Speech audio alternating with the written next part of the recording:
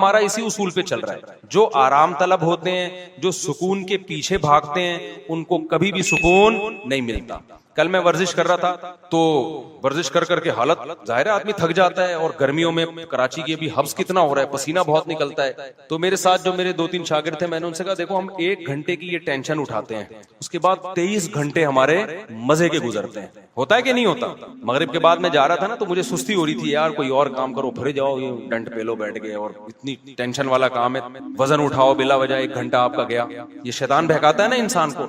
लेकिन क्या होता है, जब आप 1 घंटा एक्सरसाइज करते हैं, वो टेंशन है, उसमें कोई इंटरटेनमेंट की कोई चीज नहीं, मुसीबत में डाल रहे हो अपने आप। कितने फायदे 23 घंटे तक हासिल होते हैं। पहला फायदा, भूख दबा के लगती है। ये जो केले का मिल्क शेक है ना, मैं आम हालत में 1 गिलास भी नहीं पी सकता, मुझे बलगम और बदहजमी होती है। लेकिन मैं जिम से जब होके आता हूँ, पूरा जग भर के, वैसे 2 अंडे इस गर्मी में खा के दिखाओ, क्या ख्याल है, कोई खा सकता है इस गर्मी में? आप जब एक्सरसाइज करके आते हो, निढाल हो रहे होते हो, इतना जग भर के पीते हो आप, वो मजा, वो भी तो मजा है ना।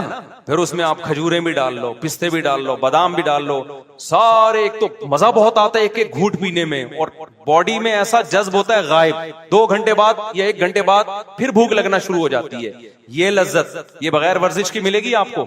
नहीं मिलेगी। उसके बाद दूसरा मजा क्या, दबा के मजे की नींद आती है इंसान को, वो ऐसा मजा आ रहा होता है बिस्तर पे सोने में, वो एक अपना मजा। सुबह नाश्ते में भी भूख डबल हो जाती है सारा दिन, और फिर आपके जो बॉडी का फिगर बनना शुरू होता है, वो देख के वैसे इंसान को अच्छा लगता है कि यार मैं आड़ा तिरछा नहीं हो रहा, वरना टेढ़ा मेढ़ा, कोई इधर से निकल रहा है, कोई इधर से दाएं बाएं जा रहा है, एक कूला उधर को जा रहा है, दूसरा ऐसा लग रहा है ये दूसरा कूला किसी से उधार लिया हुआ है, इसका अपना नहीं है, ये एक अपना है, दूसरा किसी से उधार लिया हुआ है इसमें। आड़ा तिरछा, उसके बाद भूख भी नहीं लग रही, खाया जा रहा है, शुगर ऊपर जा रही है, थोड़े दिनों में शुगर का मरीज, ब्लड प्रेशर, 20 किस्म की बीमारियां। तो 1 घंटा जो आपने टेंशन उठाई, उस टेंशन ने 23 घंटे आपको खुशियां दी हैं। यही जॉगिंग में भी होता है। आप सुबह जॉगिंग करके देखें, खूब पसीना निकालें, बहुत टेंशन होगी आपको, यार थक गया हूं, सांस फूल गया, भागते रहें। उसके बाद आप क्या करें, नहाएं, इतना मजा आता है। फिर उसके बाद आपको खाने में मजा आता है, सारा दिन ऐसे आंखों की रोशनी तेज रहेगी, दिमाग ऐसा फ्रेश।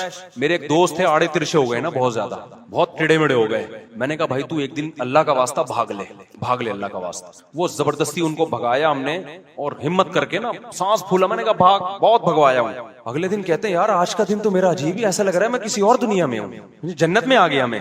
कह रहा है ऐसा लग रहा है मैं किसी जन्नत में हूँ आज। मैंने कहा देखो, वो एक आधे घंटे की टेंशन ने आपके 23.5 घंटे अच्छे गुजार दिए। खूब समझ लें, यही उसूल है। जो लोग इल्म हासिल करते हैं, हमने 7-8 साल इल्म हासिल किया मदरसे में, इंतहाई सख्त टेंशन वाला टाइम गुजारा है मैंने मदरसे में। लोग समझते हैं मदरसे में बैठते थे तो पेड़े खाते थे वहां बैठ गए। 8 साल 9 साल जो मैंने मदरसे में गुजारे हैं, मैं अब तो बयान में भी बताता हूँ, बाज दफा छुप छुप के रोता था मैं, क्योंकि वो सारी इंटरटेनमेंट जो हमारी कॉलेज की, जब घर से निकलते थे, एसएम साइंस कॉलेज में जाते थे, तो आपको पता है कराची में जो कॉलेज में जाता है, तो कॉलेज के अलावा वो हर जगह जाता है, एजुकेशन का कोई सेटअप ही नहीं है। तो हम जा रहे हैं, हमेशा 2 घंटे लेट पहुंच रहे हैं, रास्ते में गोला गंडा खा रहे हैं, खरबूजे वाला खा रहे हैं, और वो मस्तियां, फिर कैप, और वो ये वाला गिलास, वो जो लौंडे लपाड़े होते हैं हमारे दोस्त सारे, वही ना, कैप पहना हुआ, स्टाइल, पढ़ाई गई तेल लेने। वहां गए तो पता ही नहीं चल रहा हमारा पीरियड कौन सा चल रहा है भाई, ठीक है ना। फिर बैठे, फिर इम्तिहान के दिनों में कांप रहे हैं, तो फिर मेहनतें हो रही हैं, वो किसी तरीके से ट्यूटर लगवा के, जो ही होता है आजकल कि भाई फिर ट्यूशन पढ़ रहे हैं वो। लेकिन मजे बहुत थे कॉलेज में। जब हम मदरसे में गए हैं भाई, वहां तो पढ़ना पड़ रहा है बैठ के, रात 11-11 बजे तक मुताला। 8 साल हमने इस तरह से, फिर फजर की नमाज के बाद क्लासें शुरू हो जाती थी हमारी, फजर के बाद, फजर से जोहर तक क्लासें, फिर थोड़ी देर आराम, फिर उसके बाद तकरार, स्टडी, मुताला, असर के बाद बयान, 15-20 मिनट हमें टहलने के, चाय पीने के मिलते थे। उसके बाद फिर मगरिब के बाद मुताला, स्टडी कर रहे हैं, फिर इशा के बाद, इशा से पहले खाना खाया, खाने के बाद फिर किताब लेके बैठ गए। 7-8 साल कंटिन्यू ये कंडीशन, आप सोचो क्या हाल हुआ होगा। लेकिन उस 7-8 साल ने मैं फारिग हुआ हूं 99 में मदरसे से, वो 93 में गया था, 99 में फारिग हुआ। वो जो 7-8 साल थे, उस टेंशन ने अगले 23 साल से टेंशन फ्री बनाया हुआ है हमको। नहीं, ये बात मेरा ख्याल है समझ में, यानी उसने जो हमें आगे की जो जिंदगी थी सरे होते कुछ भी होता, और अगर उल्टे सीधे तरीके से पैसा आ भी जाता तो बहुत से लोग गलत तरीके से पैसा कमा लेते हैं। तो पैसे से करते क्या हम? जब इल्म नहीं होता तो वही पैसा आपकी बर्बादी का जरिया बन जाता है। मैंने पैसे वाले ज्यादा डिप्रेशन में देखे हैं गरीबों की निस्बत। हमारे उस्ताद हमें कहा करते थे 7-8 साल लग के मेहनत करके पढ़ लो, हमेशा आप मुस्तकबिल क्या हो जाएगा, उस्ताद हमें बताया करते थे। बल्कि हमारे उस्ताद तो हमें यहां तक कहा करते थे कि देखो, जो चीज मार्केट में कम होती है उसकी वैल्यू ज्यादा होती है। मदारिस के तलबा में आजकल मेहनत का जज्बा कम हो गया है। तुम अगर मेहनत से पढ़ोगे तो तुम्हारी वैल्यू बहुत ज्यादा हो जाएगी। या तो सभी पढ़ रहे होते ना बहुत मेहनत से, तो फिर तुम्हारी कोई हैसियत नहीं थी, तुम्हारी मेहनत जाया जाती। उन्होंने कहा पढ़ने वाले बहुत कम है। इस तरह से हमें असाजा मोटिवेट करते थे। तो अब देखो कितना फायदा हो गया उसका, चाहे दीन की लाइन में हो चाहे दुनिया की लाइन में हो। दुनिया के एक उसूल है कि जो अपने आज को कल के लिए कुर्बान करता है, थोड़ी कुर्बानी देगा, उसका आउटपुट बहुत ज्यादा होगा। उन्हीं दिनों में हमें याद है हमारे उस्ताद एक वाकया बताया करते थे हमें मोटिवेशन के लिए। कहते थे देखो, जो लोग कुरान की तिलावत करते हैं कितना अटक अटक के पढ़ते हैं, तिलावत की अक्सर तौफीक भी नहीं मिलती, रोजाना प्लान करते हैं आज हमने आधा पारा पढ़ना है, आज 1 पारा पढ़ना है, फिर पढ़ा नहीं जा रहा होता, अब्बा मर जाते हैं, उनके सवाब के लिए नहीं पढ़ा जा रहा होता कुरान उनसे। हाफिज क्या करता है, 3-4 साल मेहनत करके रट्टा लगा के याद कर लेता है। ये 3-4 साल की मेहनत है, फल पूरी जिंदगी उठाता है हाफिज। तरावी में कुरान पढ़ा भी रहा है, सुन भी रहा है, जब चाहे मजे से रवानी में से एक आदमी 1 घंटे में 1 पारा खत्म करता है, हाफिज 20-25 मिनट में 1 पारा आराम से खत्म कर ले। 2-3 साल की मेहनत हुई, फल कैसे मिल रहा है? जिंदगी भर का। मैंने भी इसी तरह कुरान हिफ्ज किया, बैठा रहता था। मेरे वालिद साहब आके देखते हैं भाई इतनी मेहनत कर रहा है, मुझे पता था यार ये थोड़े दिन की मेहनत है, फल क्या है। अब आप देखो ना बयान में कैसे मैं कुरान की आयतें पढ़ रहा होता हूं। अगर मैं हिफ्ज ना करता तो क्या मेरे बयान में जान पैदा होती? नहीं जान। मैं बार बार कुरान उठा के मंगवा रहा होता यार ये वाली आयत जरा, अव्वल तो आयतें जहन में ही नहीं आती। फिर हमने तरावी पढ़ाना शुरू की हिफ्ज की वजह से, उस तरावीज में कुरान रिवाइज होता है और कुरान के मानी और मारिफ खुलते हैं। अगर वो मैंने 6 महीने का तकरीबन टाइम होगा जो स्ट्रगल और मेहनत करके कुरान हिफ्ज किया, अगर वो 6 महीने में टेंशन ना उठाता तो आज मैं आपके सामने इस तरह से बयान ना कर रहा होता जिस तरह आप सुन रहे हैं बैठ के।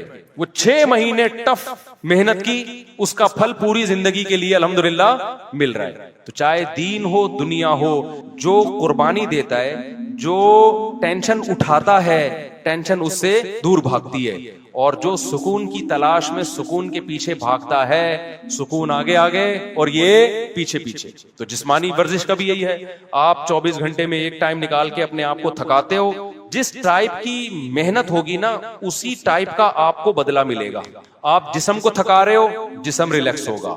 आप दिमाग को थका रहे हो, दिमाग रिलैक्स होगा। ख्वाहिशात को कुचल रहे हो, ख्वाहिशात पूरी होंगी आपकी। नहीं आई बात? आप अपनी हराम ख्वाहिशात पे कंट्रोल करते हो ना, जिनसी ख्वाहिशात पे, आपकी जिनसी ख्वाहिशात पूरी होंगी। हलाल में अल्लाह लज्जत को डबल कर देगा। नहीं आ रही बात मेरा ख्याल? आज आप अपने आप को फोश फिल्मों से रोक लेते हो कि मैं अपनी ख्वाहिशात कुछ लूंगा। आज आप अपने आप को ये हाथ बात और ये गलत कार्यों से रोक लेते हो कि मैं अपनी ख्वाहिशात को कुर्बान करूंगा। तो ये कुर्बानी वक्ती है, लेकिन इसकी जो असर है वो हमेशा कायम रहेगा। एक डॉक्टर से मेरी बात हो रही थी, वो यही बात कर रहे थे, नहीं एक्चुअली ये डिप्रेशन स्ट्रेस ट्रोफी ड्रामे ना। मैंने कहा डॉक्टर साहब मुझे एक बात बताओ, मेरे जानने वालों में एक बुजुर्ग 80 साल के, कितने, जो बुराइयों से हमेशा, बुजुर्ग थे ना, बुजुर्ग का मतलब बुराइयों से बचते रहे, नमाज के पाबंद और नजर की हमेशा उन्होंने हिफाजत की, अपनी बीवी से उन्होंने हमेशा वफा की, कोई मेडिकल साइंस के टोटके और नुस्खे उनको मालूम नहीं, कोई हकीमों से स्पेशल उनका ताल्लुक नहीं। 80 साल में उन्होंने दूसरी शादी की है और उनके औलाद नहीं आई। मेरा ख्याल है बात समझ। मैंने कहा यहाँ तो मेडिकल साइंस क्या हो रही है, फेल हो रही है। ना उन्होंने कभी फोश फिल्म देखी, ना उन्होंने कभी आड़े तिरछे उल्टे सीधे काम किए, नजर की हमेशा हिफाजत की। उनमें इतनी पावर कहां से आ गई? मैंने कहा हमारा फलसफा ये है भाई कि जो इन बुराइयों से बचेगा वो ज्यादा पावरफुल होगा। हाँ, वक्ती तौर पे ठरक का पैदा हो जाना, ये तो जो जितने गुनाह करता है उसकी ठरक बढ़ती है, वो ठरक और चीज है मेरे भाई, और ताकत और कुव्वत एक अलग चीज है। आजकल ठरकियों को समझा जा रहा है कि ये बड़े पावरफुल हैं, कि कहीं ब्रेकें इनकी फेल हो गई हैं। तो इसलिए फितरत से कभी मत लड़ो। देखो, इस्लाम कभी ऐसी चीज का ऑर्डर आपको नहीं करता जो आपकी सेहत के लिए नुकसानदेह हो, कभी भी नहीं करेगा। इस्लाम ने अगर एक चीज पे पाबंदी लगाई है तो इसका मतलब यही हमारी सेहत के लिए भी मुफीद है, यही हमारे दिमाग के लिए भी मुफीद है। अब जो होमोसेक्सुअलिटी को हमारी सोसाइटी में प्रोमोट किया जा रहा है, ये हुआ क्या है? 1990 तक कहा जाता है कि अमेरिका में ये जो लड़कों से बदफेली का शौक है, ये एक नफ्सियाती बीमारी समझा जाता था, और है भी बीमारी। बाद में उसको क्या कर दिया उन्होंने? लीगल। क्यों कर दिया? इसलिए कि इतने ज्यादा बीमार पैदा हो गए कि अब उनके हुकूक के तहफ्फुज की फिक्र पड़ गई उन लोगों को। कल एक फेसबुक पे कोई तस्वीर शायद, दो लड़कियों ने इंडिया में कहीं शादी की आपस में, एक को लड़का बना दिया और एक को लड़की बना दिया पर, और ये खुश हो रहे हैं कि यार हम इसी तरह से मुतमईन हैं। आप इस तरह से थोड़े दिन तक सेटिस्फाई हो गए, लेकिन ना आपको औलाद मिलेगी, ना आपको औलाद की खुशियां, और ना आपको वो मोहब्बत मिलेगी जो मियां बीवी में होती है। दो लड़के आपस में वो मोहब्बत कर नहीं सकते, दो लड़कियां आपस में वो मोहब्बत कर नहीं सकती, वो मिलेगी नहीं। इससे आप डिप्रेशन में जाओगे। इन लोगों में खुदकुशियों का रेशो बहुत ज्यादा है। तो हम तो जानते हैं भाई उलमा को, सोलहा को। अभी देखो सऊदी अरब में एक खबर आई है कि 90 साल के बुजुर्ग ने एक 18 साल की लड़की से शादी की है। ये पोस्ट चली है, उस पे लोग बड़ा मजाक भी उड़ा रहे हैं। अब मुझे नहीं पता उस लड़की ने क्या देख के 90 साल के बुजुर्ग से शादी कर ली। हमसे मशवरा लेती तो हम कहते भाई इतने सारे लोग यहाँ बैठे हुए, 20-20 साल के भी, 22-22 साल के भी, तो वो एक अलग कहानी है। मैं उसके वो नहीं कर रहा कि 90 साल वाले को 18 साल से करनी चाहिए या 18 वाले को, वो एक अलग कहानी है। उस पर बहुत कुछ पहले कह भी चुका हूं मैं। लेकिन उस 90 साल के जो बाबा हैं, मुतशर्रे हैं, दीनदार हैं, इसका मतलब भाई दीनदारी में कोई तो खास चीज है कि यार कि 90 साल में आप क्या कर रहे हो? 18 साल की लड़की से आप में शादी का जज्बा है। तो ये दीन, मजहब, नजर की हिफाजत, ये पायदार लज्जतों का जरिया है। और ये जो वक्ती तौर पर आप अपनी ख्वाहिशात बढ़ा बढ़ा के जो करते हो ना जो काम, ये वक्ती हैं, लेकिन लॉन्ग टर्म, ज्यादा टाइम गुजरने के बाद ये सारी चीजें आपकी बॉडी को भी डैमेज कर रही हैं और आपकी खोपड़ी को भी डैमेज कर रही हैं। एक बात बयान करके बस फिर मैं अपने असल टॉपिक की तरफ आता हूं, बात को समेटता हूं। एक बात खूब समझ लें, मैं ये बात बयान कर रहा था कि हमारे डॉक्टर लोग कहते हैं कि भाई ये तो सारे ही करते हैं। ये बात बिल्कुल गलत है। मैं मानता हूं कि अब बहुत से लड़कों ने ये करना शुरू कर दिया, लेकिन ये नेचुरल नहीं है। ये लड़के लड़कों से सुन के करते हैं या फोहश फिल्में देख के। हम कई अपने दोस्तों को जानते हैं जो बुलूगत की दहलीज पे कदम रखा, ना उन्होंने फोहश फिल्म देखी, ना उनके आड़े तिरछे दोस्त थे। उनकी शादियां 25, 26, 30 साल में हुई, जिंदगी में एक दफा भी उन्होंने ये काम नहीं किया। तो ये नेचुरल नहीं है। हाँ, ये जरूर है कि जब आप सुनते हो या फोहश फिल्में देख के अपनी ख्वाहिशात को भड़काते हो, फिर आपके पास कोई रास्ता पूरे करने का जरिया नहीं होता, फिर आप इस तरफ आते हो। फिर जब एक दफा आ गए, फिर 2 दफा, फिर 3 दफा, फिर लत पड़ जाती है। फिर आप बजाय इसके कि आप इसको कहो कि ये नेचुरल नहीं है, बल्कि आप इस पे नेचर का लेबल लगाते हो। ये क्या है भाई? ये तो नेचुरल है। मैं एक मिसाल देता हूं आपको। देखो, हजरत उस्मान इब्ने मज़ऊन रजी अल्लाह ताला अन्हु एक सहाबी थे। उनसे हदीस मरवी है, सही हदीस है। वो फरमाते हैं हम जब सफर पे जाते हैं ना, तो अपनी बीवियों से हम दूर हो जाते हैं, तो हमें बहुत ज्यादा शहवत का गलबा होता हमारे ऊपर। तो हमने रसूलुल्लाह सल्लल्लाहु अलैहि वसल्लम से इजाजत मांगी कि गुनाह का खतरा है, हमें कहीं जिना में ना पड़ जाएं, आप हमें इजाजत दें कि हम अपने आप को नामर्द बना लें, कोई ऑपरेशन करके या कोई दवा खा के, ताकि हम बुराई से बचें। तो नबी सल्लल्लाहु अलैहि वसल्लम ने फरमाया ना, ये काम करने की तुम्हें इजाजत, नामर्द बनने की इजाजत। क्यों? फरमाया तज़व्वजुल वदूद अल वलूद, तुम निकाह की तरफ जाओ, मजबूर होके निकाह करो ताकि तुम्हारी औलाद हो। अल्लाह ने इतनी शदीद ख्वाहिश इसलिए रखी है ताकि तुम मजबूर होकर किसकी तरफ जाओ, ना चाहते हुए भी निकाह करो तुम। आप मुझे बताओ उनके लिए कितनी टेंशन थी, वो अपने आप को खसी करना चाह रहे थे, शदीद टेंशन में होंगे ना। लेकिन ना उनका ख्याल आया कि भाई मैं हैंड प्रैक्टिस के जरिए अपने आप को डिस्चार्ज कर लेता हूँ और अपनी टेंशन को मैं खत्म कर लेता हूँ। ना पैगंबर ने उनको कोई मशवरा दिया। क्यों? अरब इस चीज से वाकिफ नहीं थे, ये था ही नहीं। तभी हमें, मैं जब इसके खिलाफ बात करता हूँ ना, हैंड प्रैक्टिस के खिलाफ, तो बाज लोग कहते हैं इसके नाजायज होने की कोई दलील नहीं है, कोई हदीस नहीं है। भाई हदीस इसलिए नहीं है कि सहाबा में ये अमल था ही नहीं, वो जानते ही नहीं थे। ये तो लूत अलैहिस्सलाम की कौम ने लड़कों से बदफेली की है तो कुरान ने उसको जिक्र कर दिया, वरना अरबों में ये लड़कों से बदफेली भी नहीं थी। कोई एक वाकया हमें नबी के दौर में नहीं मिलता कि किसी ने ये काम किया हो, हालांकि बुत परस्ती थी, शिरक था, सब कुछ। ये नेचुरल नहीं है। इन चीजों की तरफ इंसान जब जाता है, जब गलत तरीके से अपनी ख्वाहिशात को भड़का रहा हो और हलाल का ऑप्शन उसके पास बंद हो चुका हो। देखो, भूख आपको लग रही हो, रोटी ना मिले, तो फिर आपके सामने जो चीज आएगी, एक वक्त कोई गुटखा भी रखा होगा ना, आप खा लोगे उसको। आहिस्ता आहिस्ता आपको गुटके की आदत पड़ जाएगी। फिर आपको रोटी में वो मजा नहीं आएगा जो किसमें आएगा, गुटके में मजा आएगा। तो हमारे नबी सल्लल्लाहु अलैहि वसल्लम ने नहीं कहा कि इस तरह से, भाई ये तो है ही नहीं, ये तो नेचुरल ही नहीं है। तो इसलिए अपने आप को इन तमाम बुराइयों से बचाएं, और अगर खुदा न ख्वास्ता किसी से बुराई हो जाती है, आदत पड़ चुकी है, तो मैं एक तरीका बताता हूं आदत छोड़ने का। ये इतनी लंबी तमहीद मैंने इसलिए बांधी है कि डॉक्टरों ने दिमाग ऐसा खोपड़ी नौजवानों की खराब कर दी है कि पहले नौजवान ये बुराई करके तौबा करते थे, उलमा के पास आते थे कि यार हमें कोई तरीका बताएं, हम ये बुराई छोड़ें। अब डॉक्टरों ने इतना प्रमोट कर दिया, बास डॉक्टरों ने, सारों की बात नहीं कर रहा, कि अब लोग कहते हैं इसको छोड़ने की जरूरत है ही नहीं है। क्या जरूरत है भाई, इसको हम छोड़ दें, जरूरत ही नहीं हमें इसके छोड़ने की। तो पहले ये समझे कि ये नुकसानदेह है।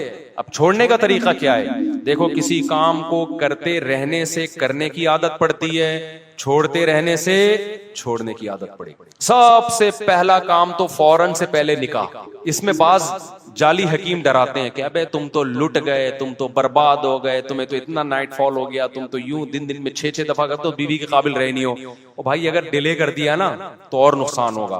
फौरन नेचर पे आ जाओ, उससे इस बुराई को छोड़ने में क्या होगी, आसानी। आहिस्ता आहिस्ता आहिस्ता जब छोड़े रखोगे ना, आहिस्ता आहिस्ता आहिस्ता आहिस्ता नेचर, आप अपनी नेचर पे चलना शुरू हो जाओ। जैसे गलत चीज करने से गलत की आदत पड़ती है, तो छोड़ने से छोड़ने की आदत हो जाती है। कितने लोग हैं गुटखे खाते हैं, छोड़ देते हैं तो क्या हो जाते हैं। मैं एक दोस्त का वाकया सुनाता हूँ ना, उसको कोई बहुत खतरनाक नशे की आदत पड़ गई थी। उसने मुझे खुद अपना वाकया सुनाया, कह रहा मुझे आदत पड़ गई, तो इतना खतरनाक नशा था। कहते हैं ये जो लोग कहते हैं ना हमसे नशा नहीं छूटता, झूठ बोलते हैं। कहते हैं मैंने क्या किया, अपने आप को किसी कमरे में, घर में ना 6 महीने के लिए बंद कर दिया।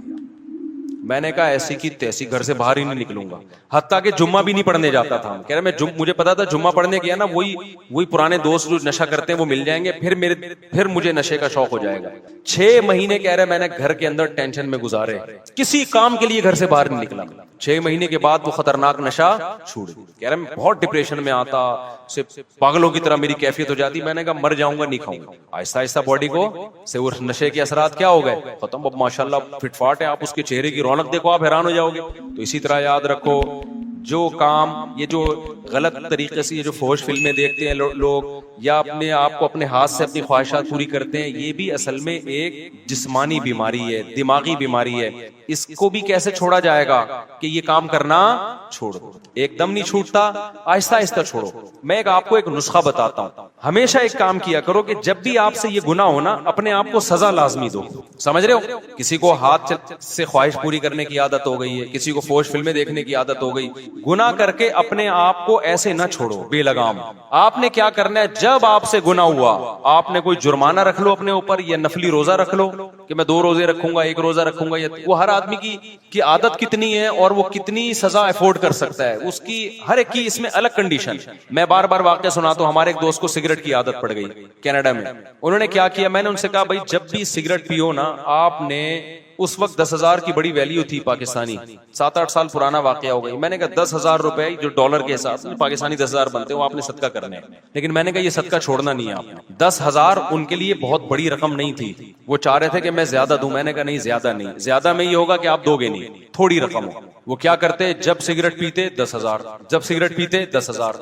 मुझे उन्होंने कहा मेरी तो आदत छूट नहीं रही। मैंने कहा ये 10,000 देते रहो आप। इससे ये होगा कि गुनाह करते रहने से ना गुनाह की क्वांटिटी बढ़ती है, कम से कम बढ़ेगी नहीं। जितनी पी रहे हो ना उतनी रहेगी। अभी इसको यहां ब्रेक लगा लो बस, ये भी बहुत है।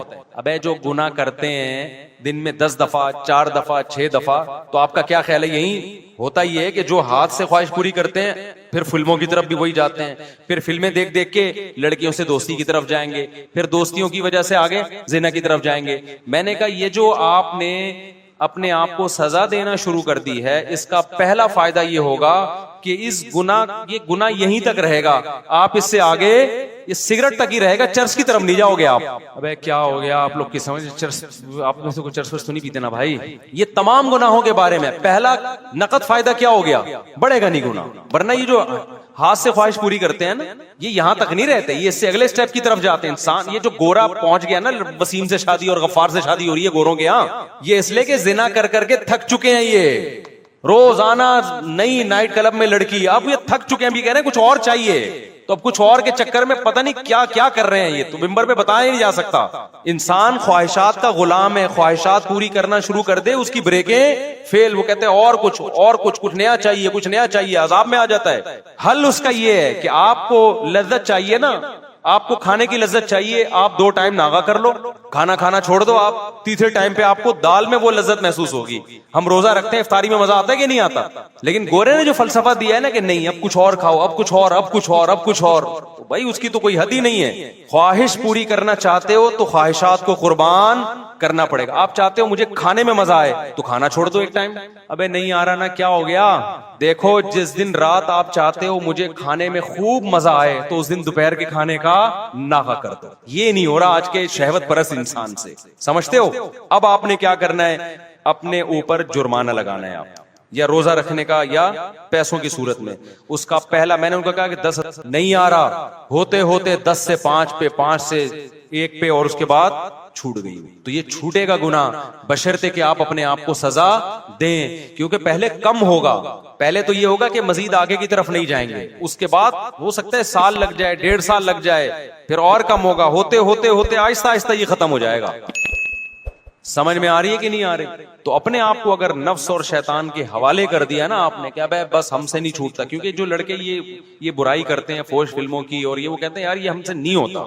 कई लोग आए हैं मेरे पास, कह रहे हम तौबा कर लेते हैं, बहुत ज्यादा 1 हफ्ता बचते हैं, उसके बाद फिर हम पे ख्वाहिश से जो है ना भूत सवार हो जाता है, फिर हम बुराई में पड़ जाते हैं। तो भाई आप अपने आप को सजा दो, बुराई में पड़ जाओ, फिर सजा दो, फिर पड़ जाओ, फिर सजा दो, आहिस्ता आहिस्ता क्या होगा, और हलाल की तरफ भी जाओ, तो आहिस्ता आहिस्ता इंशाल्लाह ये बुराई क्या हो जाएगी, खत्म हो जाएगी, और अल्लाह ताला आपको हलाल में वो लज्जत अता फरमाएंगे जो एक शख्स को हराम में मुयस्सर नहीं है। वो कैफियत हो जाएगी जो गाड़ी लेके भाग रहा था, ठीक है ना, वो कैफियत हो जाएगी, भाग रहा था गाड़ी लेके, पता नहीं कितने लोग बीच में मार दिए होंगे उसने अपनी बीवी से मोहब्बत के चक्कर में। तो आज औरतों का एक ना था, बेगम तैयार नहीं होती थी, उसके लिए पसीने वाले कपड़ों में बैठी होती, मर्द को गुस्सा आता। आज क्या हो रहा है, बेगम चाहती है कि मर्द की तवज्जो मिले, मर्द को वो अच्छी नहीं लगती। मेरे पास कितने केसेस आए हैं भाई खवातीन के। इस्लामाबाद में था, एक खातून आई, कह रही मेरा मियाँ मुझे देखता ही नहीं है, मुझ में दिलचस्पी नहीं है उसको। आजकल ये मसले हो गए हैं, वजह क्या है, वो इंटरनेट पर फिल्मों में इधर उधर इतने डिजाइन मुख्तलिफ किस्म के देख रहा है कि उसको अपनी घर की मुर्गी दाल बराबर लग रही है। तो इससे आप समझ रहे हो आपकी बीवी का नुकसान हो रहा है। ना ना ना ना मेरे भाई, पहले किसका नुकसान हो रहा है, आपका नुकसान हो रहा है, क्योंकि ये जो मजे हैं ना बाहर के, ये थोड़े दिनों में वैसे ही खत्म होने वाले हैं। इंसान की बॉडी एक हद तक लज्जतों को की आदत होती है उसको, उसके बाद उसको उसमें लज्जत आना खत्म हो जाती है, उसके बाद थोड़ी उसको घर भी गया और बाहर भी गया। और वैसे भी एक खातून तो बहुत शिकायत करती थी, मेरा मियाँ इधर उधर औरतों में मुंह मारता है, मैं क्या करूं, उसके बच्चे भी थे, मैंने कहा गुजारा करो, कह रही इतने, मैंने कहा थोड़े दिन में बुढ़ा हो जाएगा, उसके बाद इन औरतों ने इसको वैसे ही लिफ्ट नहीं कराना। तो वो चूंकि ये 15 साल पुराना वाकया है, 15 साल पहले की बात है, कुछ दिन पहले उस खातून का फोन आया, मेरा मियाँ बुढ़ा हो गया है। अब वो लड़कियों के पीछे भाग रहा है, लड़कियां उसको लिफ्ट नहीं करा रही, और उसके भी जज्बात ठंडे हो गए। मैंने कहा था 15 साल घर, क्योंकि घर टूटने में बड़े नुकसान होते हैं बाज़ दफा, तो इसलिए मेरे भाई नजर की हिफाजत करो, फौज फिल्मों से अपने आप को बचाओ।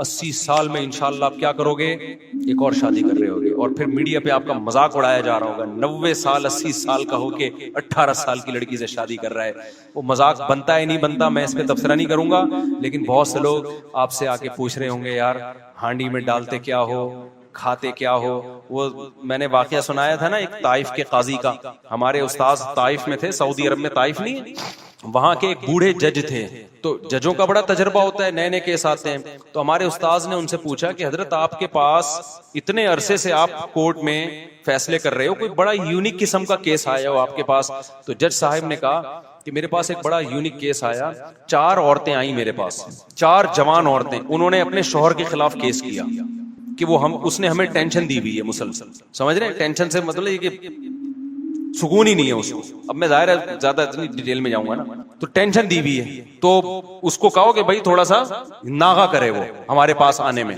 तो जज साहब कहते हैं, हमारे उस्ताद को बताने लगे कि मैंने सोचा कि बुलाते हैं, कोई होगा, कोई बहुत ही कोई एथलीट होगा, कोई बड़ा ही पहलवान होगा। कह रहे मैंने बुलाया तो बुढ़ा आदमी, कमर झुकी हुई उसकी, लाठी लेके आ रहा है ना, ऐसे कड़क सा आदमी था ना, ऐसे आ रहा है। अरे मैंने कहा यार ये इस उम्र में इसने 4 जवान औरतों को टेंशन दी हुई है भाई, है भाई, परहेजगार आदमी था, नेक परहेजगार। तो यार ये इस उम्र में इसने इनको टेंशन दी हुई है। आज तो जवान आदमी की 4 हो ना तो वो घर से भाग जाए, ठीक है ना, जो हालात हमारे नौजवानों के चल रहे हैं। तो कह रहे हैं मैं उसको ले गया अलग कमरे में, मैंने कहा सजा वजा केस वेस तो बाद में, पर वो खाता क्या है, खुराक क्या है तेरी? कह रहे हैं उसने कहा मेरी खुराक कुछ भी नहीं, जैतून, खजूर, ऊंटनी का दूध, बस ये 2-4 चीजें ही थी, ये 2-4 जो ऑर्गेनिक चीजें बस। तो कहते हैं फिर मैंने उसको बताया भाई तेरी औरतों ने तेरे खिलाफ केस किया है, तो थोड़ा सा हाथ हल्का रख भाई तू। तो कहते हैं उसने कहा बूढ़े ने कि मैं इनके खर्चे पूरे करता हूं कि नहीं करता, इनकी पूरी जिम्मेदारियां उठाता हूं कि नहीं उठाता, इनसे पूछो। तो उनसे पूछा कि उसने कहा हाँ जी खर्चे में कोई कमी नहीं है। उसने कहा फिर जब मैं इनके हुकूक पूरे कर रहा हूं तो इन पर लाजिम है कि ये मेरे हुकूक भी पूरे करें। ये काम फौज फिल्में देखने वाले और ये जो अपने आप को हाथ चला चला के बेड़ा गर्क किया हुआ है ना, ये गैर मुस्लिमों में देख लो मेरे भाई। हमारे दोस्तों अमेरिका में गोरों के साथ भी रहे, कहते हैं ये तो गोलियां खाए बगैर ना ये नहीं जा सकते औरत के पास। नामर्दी की बीमारी अंग्रेजों में यहां से बहुत ज्यादा है, हालांकि सेहतें उनकी हमसे अच्छी होती हैं। क्यों? नेचर से हट गए हैं। समझ रहे हो कि नहीं समझ रहे? हम नेचर पर हैं, तो अपने आप को इन जदीद तहकीकात की भेंट मत चढ़ाओ। सबसे पहले क्या है? इस्लाम है। वो तुम्हें तुम्हारी सेहत के हवाले से भी गाइडेंस देता है और तुम्हारी रूहानी सेहत के हवाले से भी, तुम्हारी दिमागी सेहत के हवाले से भी। तो मेरा मौजू कुछ और था, आज हम कहीं और को निकल गए। अब मैं जल्दी से असल मौजू को 5 मिनट में समेट के खत्म करता हूँ। ये बहुत जरूरी बात थी क्योंकि आजकल बहुत ज्यादा इसको सोसाइटी में ना लड़के आके बता रहे होते हैं कि मैं ये काम करता नहीं था, डॉक्टर ने मुझे जिंदे पे लगा लिया। ऐसे लड़कों ने भी आगे बताया, कह रहे मैं थोड़ा टेंशन में रहता था, डॉक्टर ने कहा कि ये काम करते हो, मैंने कहा नहीं करता, उन्होंने कहा ये किया करो, इससे टेंशन खत्म होती है। इससे टेंशन वक्ती तौर पर खत्म होती है, उसके बाद मजीद बढ़ती है। फिर एक दफा नहीं, 2 दफा नहीं, फिर करते रहते हैं ये लोग ये काम। और एक दफा अपने आप को बचा लिया इस काम से, अपनी ख्वाहिशात पे काबू पा लिया, तो फिर टेंशन होती नहीं है, आदत हो जाती है बर्दाश्त करने की। समझते हो कि नहीं समझते?